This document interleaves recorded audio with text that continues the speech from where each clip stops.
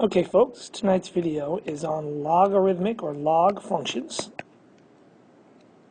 And the video will focus on the features of the data from log functions and how to come up with an equation for logs based on points and the relationship between logarithmic and exponential functions. So there's some fill-in parts to your notes. I'll note what you should fill in. Let's go to this page first. In the past, we had talked about the patterns that different numbers, different function types would follow. Linear followed add, exponential followed add, multiply, power followed multiply, multiply. However, logarithmic functions are inverses of exponentials. So guess what pattern type they're going to follow?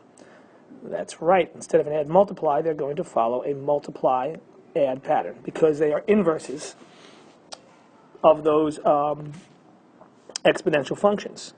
Now, if I want to look at a graph of e to the x and ln of x, and a graph of 10 to the x and log of x, I'm going to show you what these graphs would look like. The graph of e to the x would look like this, and the graph of ln of x is going to look like that.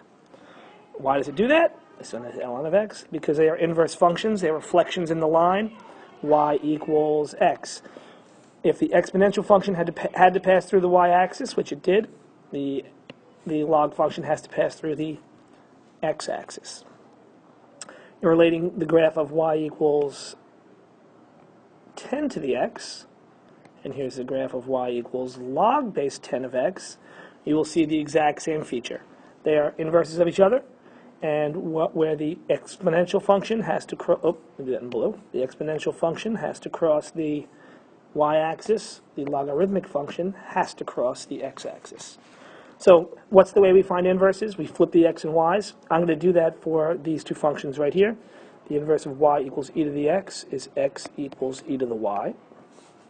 And the inverse of y equals 10x is x equals 10 to the y. Now that's all well and good, but I've got to get y by itself. So I'm going to convert it from an exponential to a log equation. So this is log. The base is e. The y goes way by itself. And there we get log base e of x equals y. And we know about our friend e. The other way to write that is ln of x equals y. That's his croissant. Right there. For the other function, x equals 10 to the y, I'll convert that. That's log base 10. I write the y all the way up over here. So log base 10 of x equals y. So log of x equals y. I don't need to have the 10 there. You'll notice I didn't write down the base because I don't have to. So what have we gone through so far? Logarithmic follow multiply add patterns, and that ln and e's are inverses, and logs and base 10s are inverse functions of each other. Now the general equation for an exponential function is this one right here. Y equals a plus b log base c of x. We can use any base we want, but we're not, and there's a shift. We're not going to worry about doing that in here. However, we're not going to use any base. There's two bases we're going to use most of the time.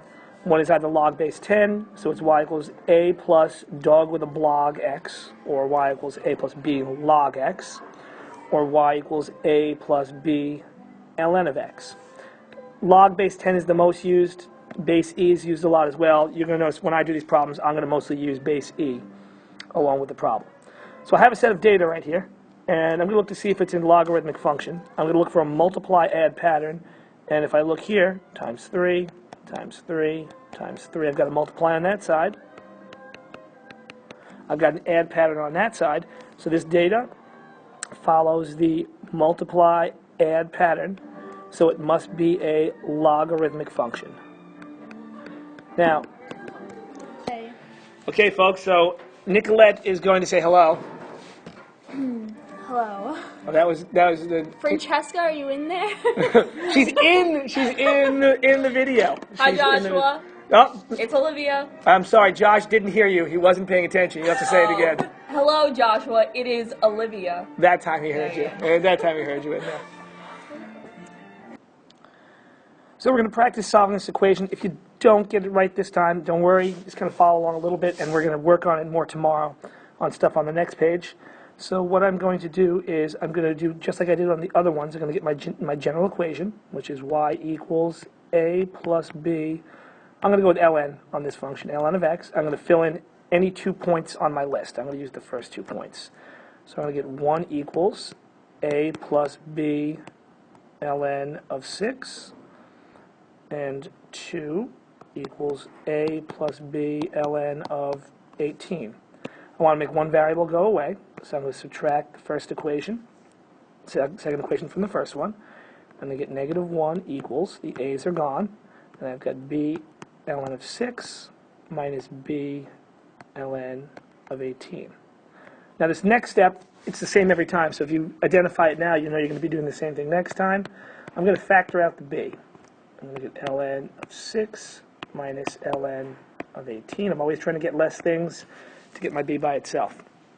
Now I have 2 logs that are subtracted. I know that can become 1 log that is divided. And now to get b by itself, I just divide both sides by 1 over ln of 6 over 18. And I put it in my calculator, and I will find out that b is equal to 0.910.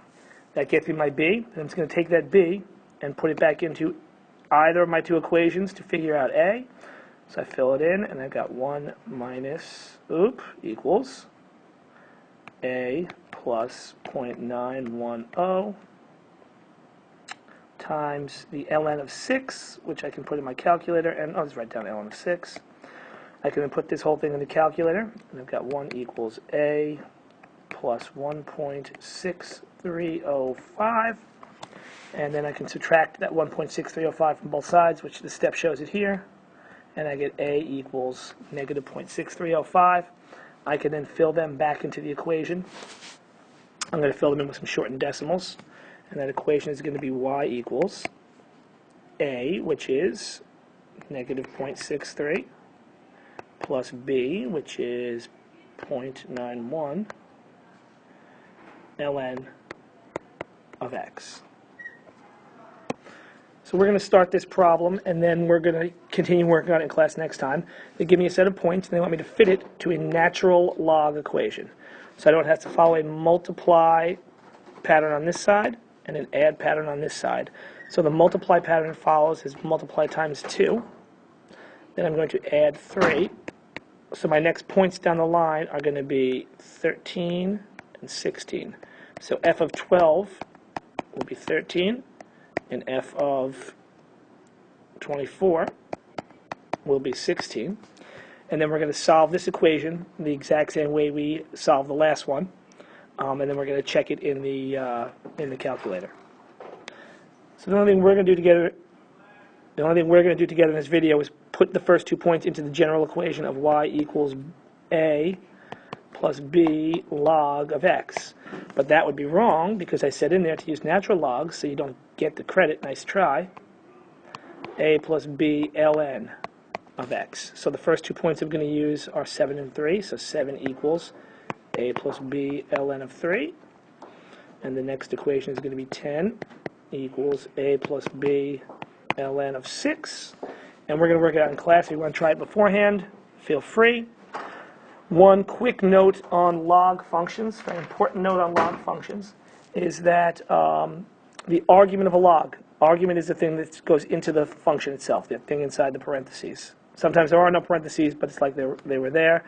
That number has to be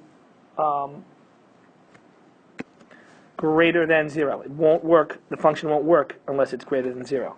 So I know what this function looks like. The argument, this graph would actually look like this one right here. The argument of the graph x minus 1 has to be greater than 0. If I solve for x, I get x has to be greater than 1. And if you see the picture of the graph, you would see what it looks like. I'd like you to use your calculator to graph the other 2 and draw them on this page. And we will then talk about their domains later on. So finally, as a quick wrap-up for problems we're going to work on tomorrow. Exponentials follow multiply add, logarithmics follow multiply add patterns. We can use 2 points or multiple points to find an equation.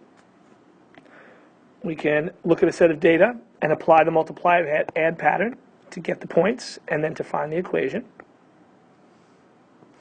And the last thing we know is that the domain of log functions, the x values have to be, the argument of the function has to be greater than 0. What we put in those parentheses has to be greater than 0. So there's your video. Complete your notes, and I'll see you next class. Bye-bye.